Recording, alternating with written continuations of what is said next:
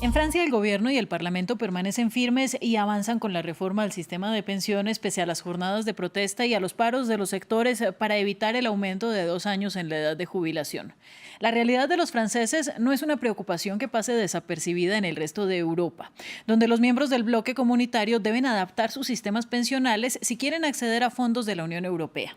¿Por qué y cuál es el futuro de las pensiones? Esta conversación la vamos a tener con José Ignacio Conde Ruiz, quien es catedrático en Economía de la Universidad Complutense de Madrid y también subdirector de la Fundación de Estudios de Economía Aplicada FEDEA. Además está en el estudio nuestra periodista de economía Daniela Blandón. Daniela, saludo para usted, buenos días primero. Muy buenos días, Ángela. Y un saludo para nuestro invitado José Ignacio Conde Ruiz. Buenos días. Bien, pues comienzo preguntándole a usted, José Ignacio. Francia concentra en este momento el tema pensional, pero lo que estamos viendo es apenas una muestra de los sistemas que ya no se pueden considerar funcionales. Si no son los jóvenes los que pagarán el retiro de los adultos mayores, entonces, ¿cuál es la solución? Bueno, yo creo que lo que está pasando en Francia, pero también en otros países europeos, es que hay que adaptar, por así decir, el sistema de pensiones que tenemos en Europa, adaptarlo a una nueva demografía, por así decir. Es decir, eran sistemas que estaban pensados, pues, de alguna forma para tener una esperanza de vida más corta, una longevidad más corta. Y lo que ha ocurrido en Europa no deja de ser muy buenas noticias porque ha aumentado mucho la longevidad. Ahora las personas viven por más tiempo y sobreviven por más años. Y por lo tanto, lo que tienes que hacer en ese caso es adaptarlo, ¿no? Adaptarlo a esta nueva vida más larga, ¿no? Y la forma en la que hay que adaptarlo normalmente es permitir, bueno, es alargar la edad de jubilación, es decir, que te puedas jubilar más tarde y quizás hacerlo de una forma distinta a la como se hace ahora, que una persona trabaja 40 horas a la semana y luego se levanta por la mañana y no puede trabajar, y que se pueda permitir que va saliendo del mercado laboral de forma gradual, trabajando y quizás percibiendo también una parte de la pensión. Pero claro, esto genera mucho rechazo porque en el fondo a nadie le gusta que le digan que tiene que trabajar para más tiempo, pero como bien has dicho, si no adaptas el sistema, lo que te encuentras es que la carga fiscal de las siguientes generaciones para hacer cargo del pago en pensiones sería demasiado elevada, ¿no? Y bueno, al final todos los países acaban de una forma o de otra adaptando el sistema, ¿no? A la nueva longevidad, por así decirlo.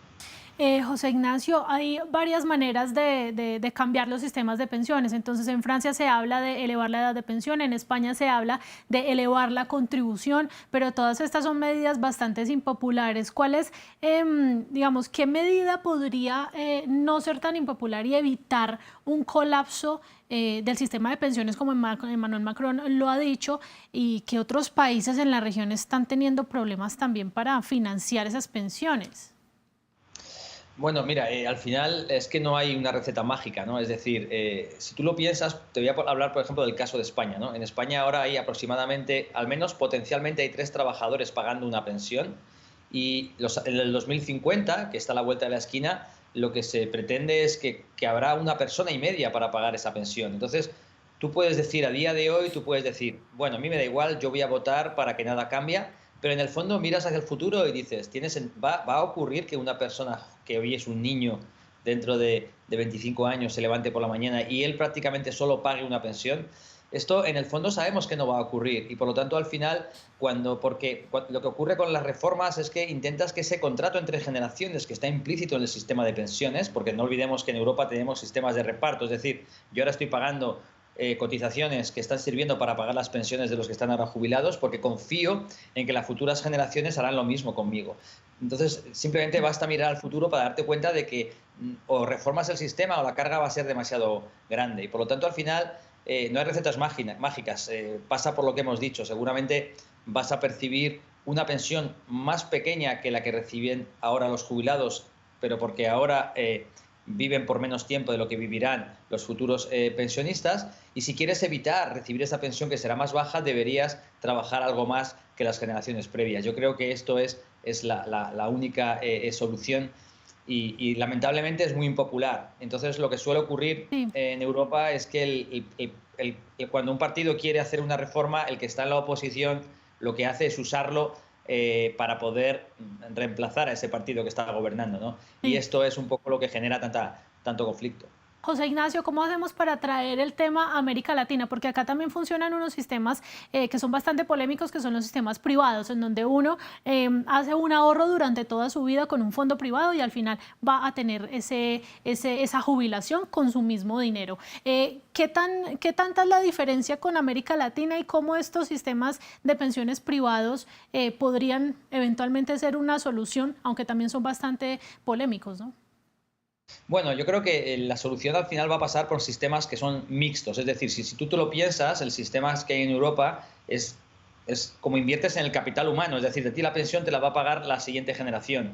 El sistema que me estás planteando tú que tenéis en América Latina es un sistema en la que tú mismo lo metes en bolsa o lo metes en lo que sería invertir en el capital físico de la economía. Pero la economía necesita trabajadores, necesita capital para funcionar y por lo tanto un sistema mixto en el que tuvieras un primer pilar que fuera de reparto como en el de Europa, pero que no sea muy costoso desde el punto de vista de cotizaciones y complementado con un sistema de capitalización como el que podáis tener en Latinoamérica, pues digamos que esa sería una solución que ya hay algunos países, como el modelo sueco, un poco también el modelo inglés, etcétera. En Europa hay países que están moviéndose a estos modelos mixtos que desde mi punto de vista sería la solución.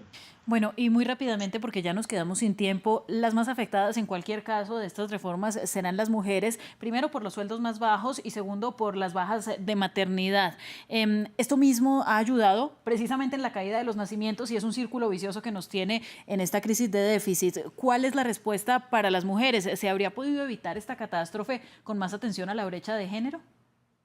Esa es exactamente la solución. Es decir, normalmente las pensiones son como el reflejo de lo que ha pasado en el mundo laboral en países como en Europa, que son sistemas contributivos. Es decir, cuanto más contribuyes, más alta es tu pensión. Y por lo tanto, cuando hay discriminación de género en el mercado laboral, se acaba trasladando al sistema de pensiones. Yo creo que lo que hay que luchar es porque no exista la discriminación en el mercado laboral y entonces se cerrarán las brechas del mercado, las brechas en las pensiones. Evidentemente, esto lleva un tiempo y por lo tanto habría que considerar la situación en la cual pues, mujeres que a lo mejor tienen carreras más cortas pero que ya están jubiladas, pues que puedan tener un complemento de pensión o se pueda tener en cuenta que en algunos países lo hacen también, que si has tenido hijos también tienes derecho a tener algo más de pensión. No olvides que tener más hijos también hace que el sistema en el futuro sea más contributivo. Pero la solución no va en que todo funciona mal porque hay mucha discriminación de género en el mercado laboral y luego las pensiones intentan arreglarlo, ¿no? La solución hay que buscarla en donde está, que es en las brechas de género salariales, de participación laboral que existen en los mercados de trabajo. Es ahí